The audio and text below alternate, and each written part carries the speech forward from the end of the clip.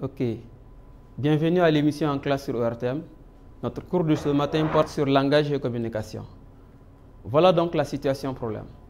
En situation d'empêchement du professeur de philosophie, un groupe d'élèves crée un débat dont le thème porte sur la question de la parole chez les animaux. Pour les uns, les animaux parlent, mais c'est nous qui ne les comprenons pas. Pour d'autres, les animaux n'ont pas la faculté de parler. Alors, pour trancher le débat, les élèves décident d'aller sur la plateforme des cours à distance. Voyons donc ce qui s'ensuit. Nous avons donc le plan de notre cours. En activité numéro 1, nous allons procéder à la définition des concepts. À l'activité numéro 2, il s'agit de voir les enjeux et composantes de la communication. En activité 3, nous parlerons des fonctions et formes de la communication. Enfin, en activité 4, il sera question de voir quelques questions philosophiques liées aux questions de langage et de communication. Voyons maintenant la synthèse partielle de l'activité numéro 1. D'abord, c'est quoi le langage? Voyons sa définition étymologique. Nous avons dit que le langage vient du latin, de l'ancien français langage. Vous voyez ici, on constate que beaucoup d'élèves écrivent le langage avec U. Ça, c'est en anglais ou bien c'est dans l'ancien français. Dans le français moderne, voilà comment s'écrit le mot langage, sans U. Donc, le mot langage vient du latin lingua, qui signifie langue. Quels sont les autres sens possibles du mot langage? D'abord, le sens numéro 1. Vous voyez ici, sens numéro 1, c'est quoi le langage? Le langage, c'est la faculté que les hommes possèdent pour exprimer leurs pensées, communiquer entre eux au moyen de signes conventionnels, vocaux ou graphiques constituant une langue. Ensuite, quel est le sens numéro 2 du mot langage? C'est l'emploi que l'être humain fait des sons et des articulations de la voix pour exprimer ses pensées et ses sentiments. Venons maintenant à la définition du mot communication. C'est quoi la communication? Voyons son étymologie. Nous avons dit que le mot communication vient du latin communicare. C'est quoi communicare? Mettre en commun, faire part de, partage, c'est dérivé de communis, donc commun. Quels sont les autres sens possibles du mot communication?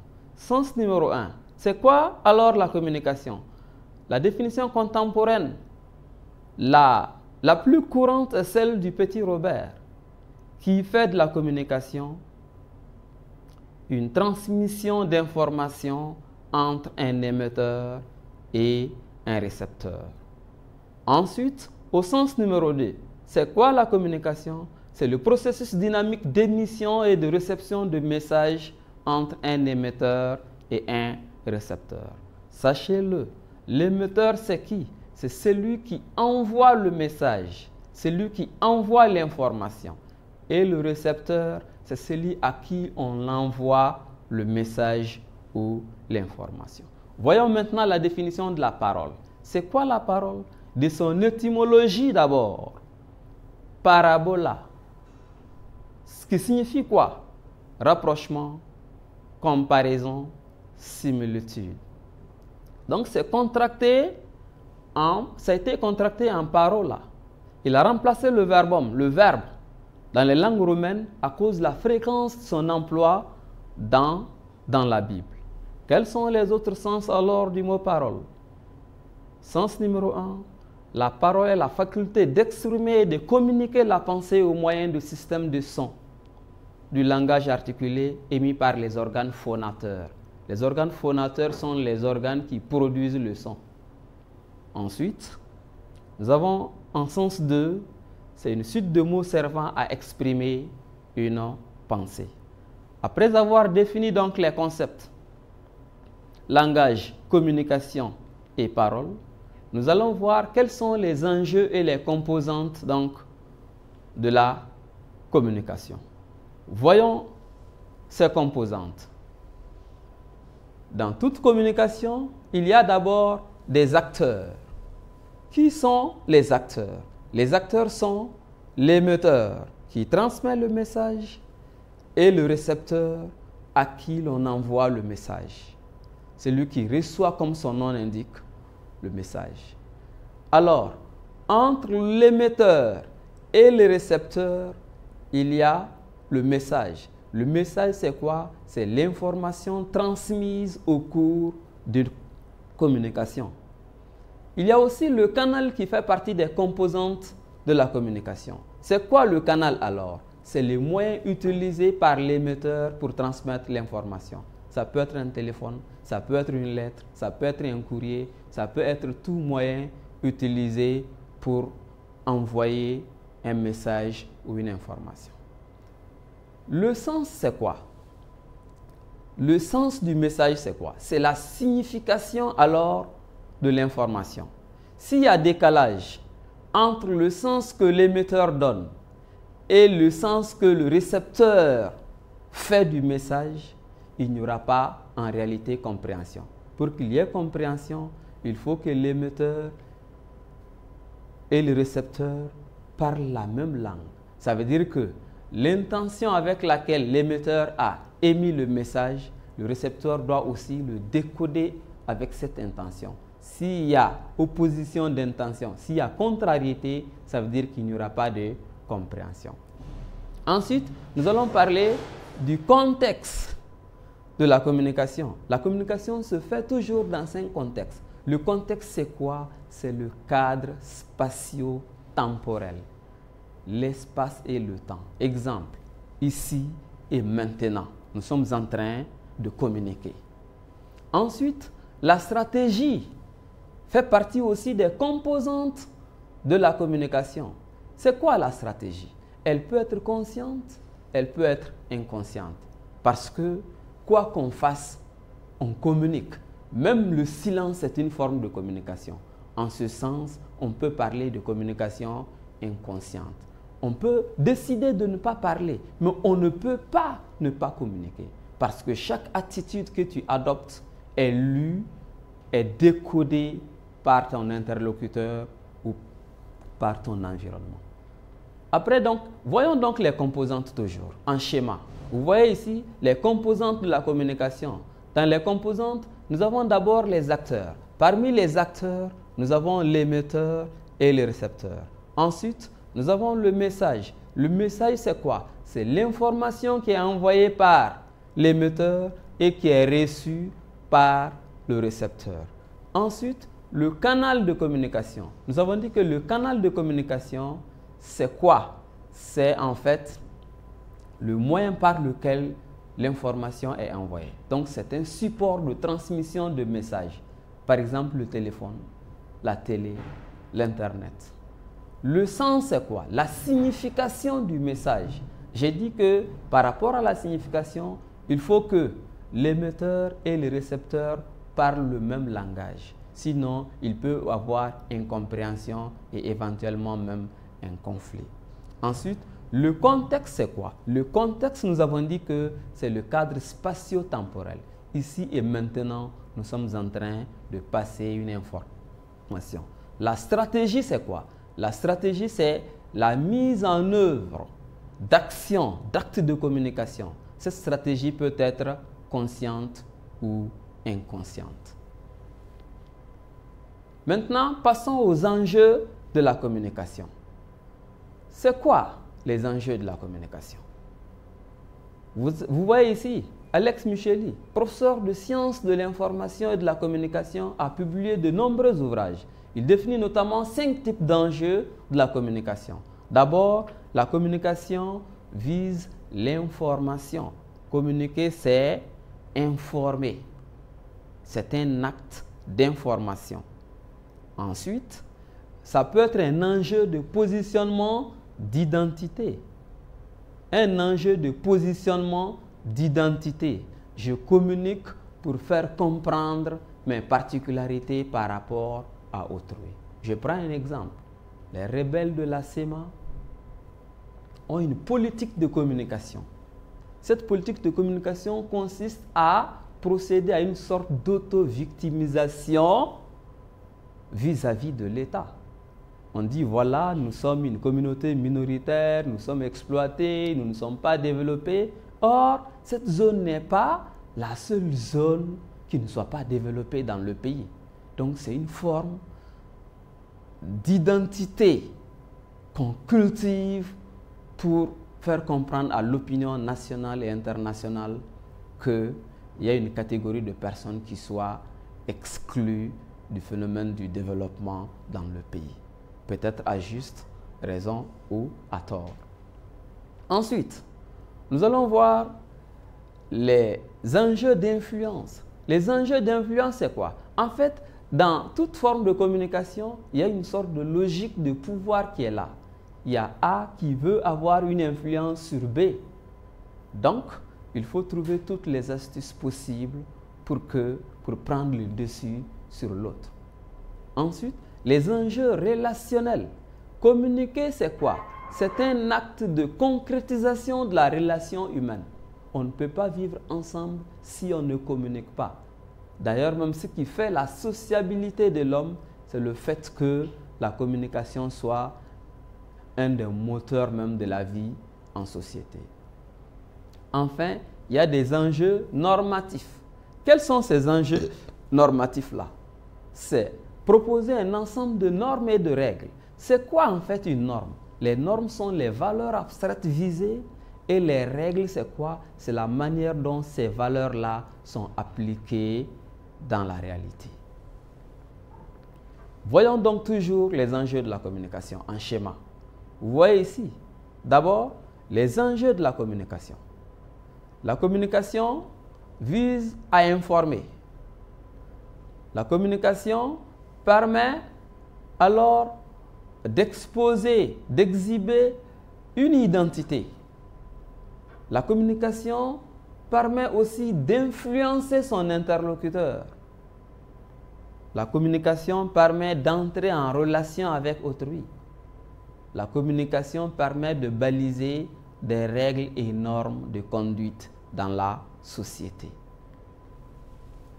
Après donc les enjeux de la communication, venons aux fonctions et aux formes de la communication. Quelles sont les fonctions d'abord de la communication? La communication a une fonction émotive ou expressive. La fonction émotive est centrée sur le destinataire. Le destinataire, c'est quoi? C'est l'émetteur. Il ne faut pas le confondre avec le destinataire avec A-I-R-E. Le destinataire avec A-I-R-E, c'est celui qui reçoit le message. Exemple, malheur, oh, ouf, ce sont des formes d'expression d'une émotion.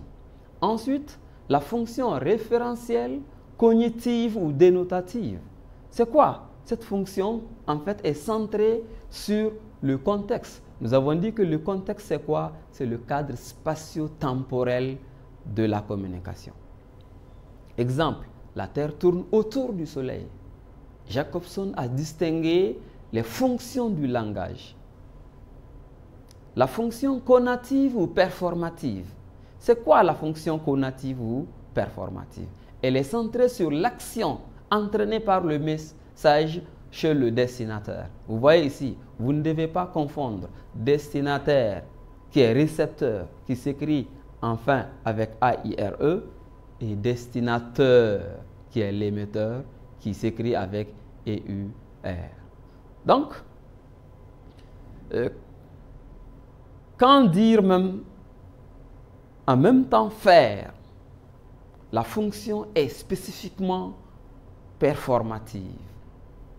Voyons des exemples. La science est ouverte. Mes amis, buvons à la nouvelle. Il y a aussi une fonction fatigue. C'est quoi? C'est d'établir, de prolonger ou d'interrompre la communication. Elle est centrée sur le contact et le destinataire, qui est le récepteur. Exemple, allô, n'est-ce pas, tu sais, pensais-je, etc. Il y a une fonction métalinguistique. C'est quoi la fonction métalinguistique? Elle est centrée sur le message lui-même. Elle vise à expliquer, définir, reformuler, en somme, parler de la langue. Exemple, que voulez-vous dire? Chou prend X au pluriel. Il y a une fonction poétique. La fonction poétique met l'accent sur le code du message. Elle cherche à faire une œuvre artistique. Exemple, pour qui sont ces serpents qui sifflent sur nos têtes? Racine Andromaque, acte 4 ou acte 5, scène derrière. Venons maintenant à ce niveau. Fonction et forme toujours de la communication. Vous voyez ici, il y a la communication interpersonnelle. C'est quoi la communication interpersonnelle? C'est lorsque il y a émission et réception de messages entre deux individus. La communication de groupe, c'est lorsqu'il y a émission et réception de messages entre un individu et un petit groupe, de façon directe. Ensuite, la communication de masse, c'est le type de communication que nous sommes en train de faire. Vous ne me voyez pas physiquement devant vous, mais la télé devient intermédiaire et nous touchons à une plus grande masse dans la dynamique de la communication. Voyons donc les différentes représentations qui sont faites à partir des formes de la communication. Vous voyez ici, nous avons d'abord la communication interpersonnelle. Ici, nous avons ici un récepteur, je vais dire un émetteur et un récepteur. La communication de groupe, vous voyez ici un seul émetteur, mais plusieurs récepteurs. Enfin, la communication de masse. Voici ici l'émetteur au centre qui diffuse l'information à partir d'un canal d'information et permet à une grande masse donc de recevoir le message. Par exemple, la télé, le livre, l'Internet.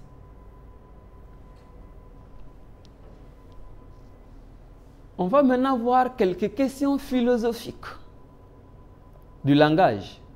Voyons d'abord en petit 1 la question du langage et de la communication animale. Est-ce que les animaux communiquent? Oui, les animaux communiquent, mais les animaux ne parlent pas.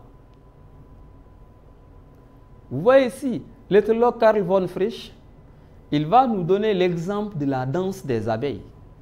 Lorsqu'une abeille s'isole et découvre un butin quelque part, sa mémoire topographique lui permet de revenir dans la ruche, esquisser des pas de danse qui permettent aux autres abeilles de comprendre que, alors, telle abeille a déniché un butin quelque part.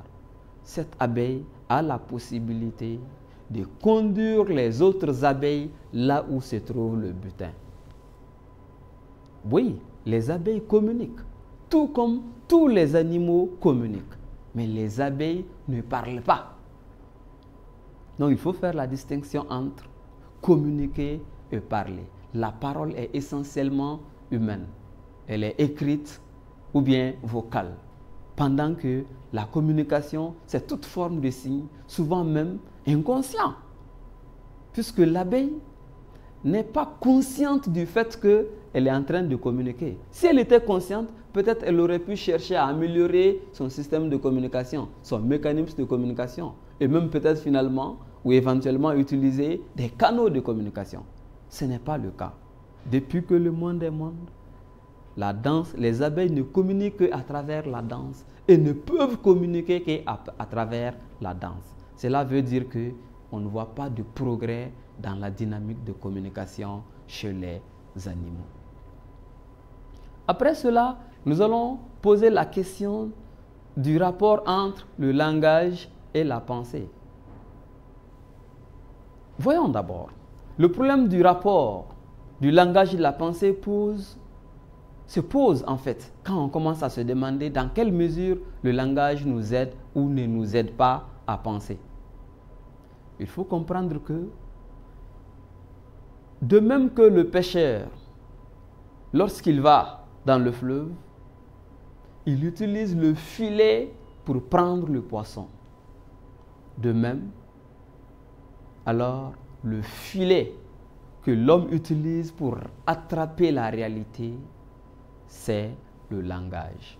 Et ce langage est donné sous forme de catégories. D'abord, les catégories, c'est quoi? C'est les formes de langage les plus abstraits, mais aussi les plus élevées. élevés, nous avons d'abord des concepts, nous avons des mots, mais dès que nous arrivons aux catégories, ce sont un ensemble d'éléments classificatoires auxquels on donne une certaine nomenclature. Vous avez vu par exemple les catégories chez Aristote. Il y a une catégorie qui est l'être ou la substance. Et l'être ou la substance a 9 attributs, je vais dire. Quels sont ces 9 attributs-là? D'abord, l'être a une quantité, l'être a une qualité, l'être est en relation, l'être est dans un lieu, l'être se trouve dans un temps, l'être est en relation, ainsi de suite.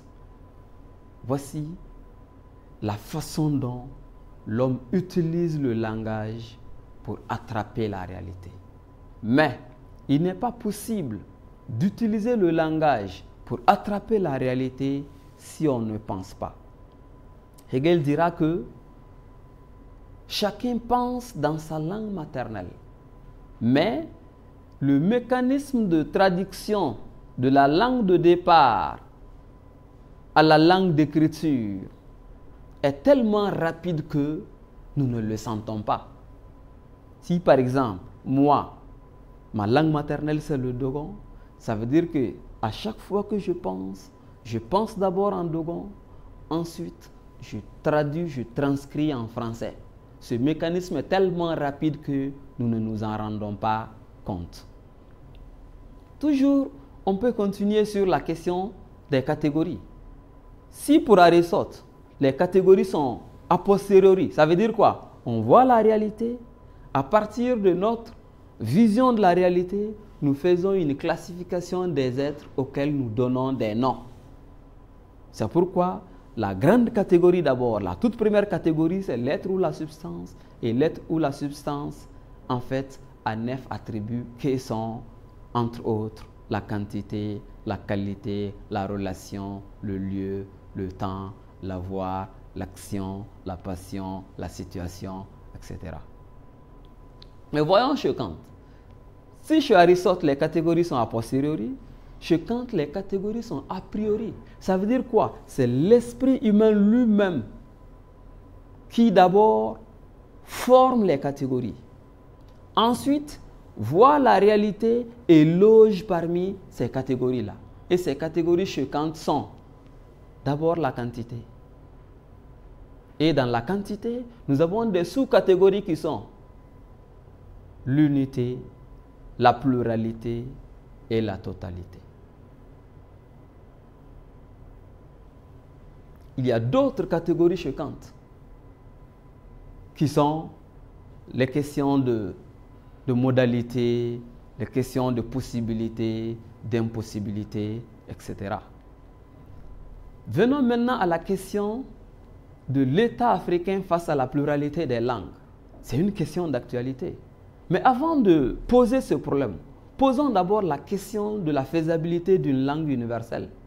Vous voyez, Descartes et Leibniz, ils avaient comme projet d'établir, d'instituer une langue universelle qui aurait la communicabilité des langues naturelles et alors la systématicité des mathématiques. Voilà ce qui a été le projet de Descartes et de Leibniz. On aurait pu parler d'une langue d'Adam, puisque d'un point de vue religieux, tous les hommes proviennent d'Adam et Ève.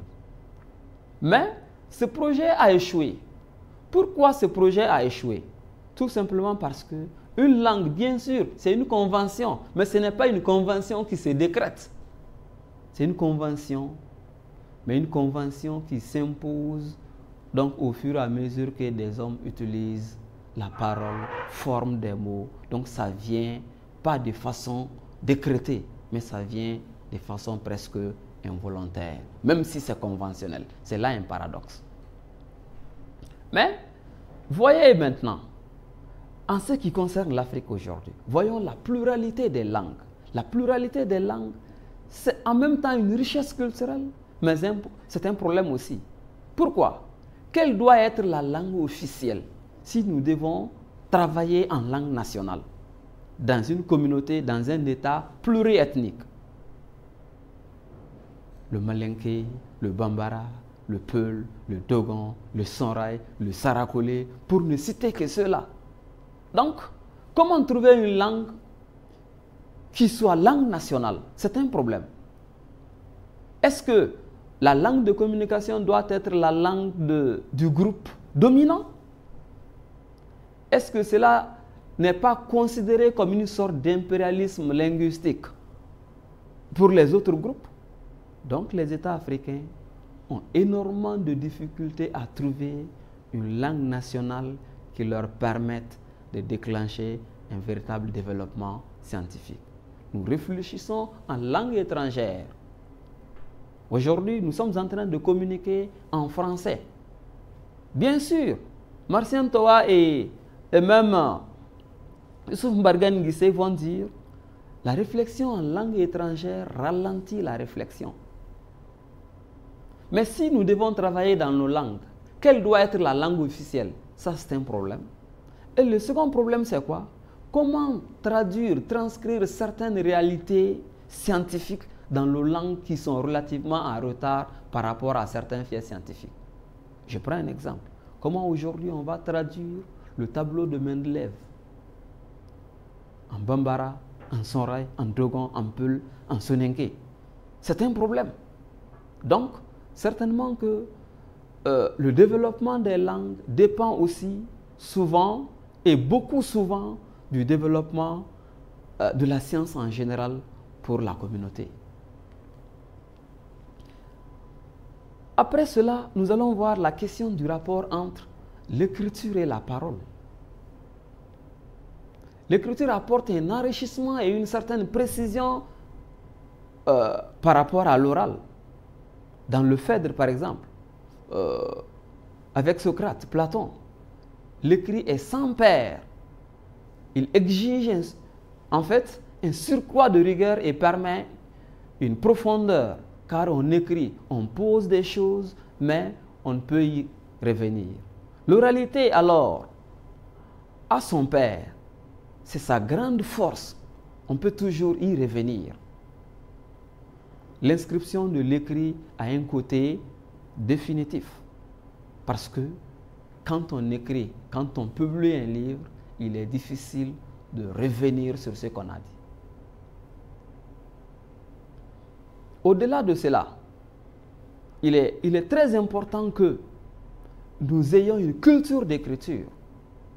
Nos administrations ont une culture d'oralité à telle enseigne que leur fonctionnement est souvent relativement biaisé. Donc tout ce que nous faisons, il y a lieu de cultiver l'écriture, de procéder par des écrits, parce que les écrits restent et permettent la traçabilité même des faits. C'est ce qui a fait que, par exemple, notre histoire est racontée souvent de façon biaisée.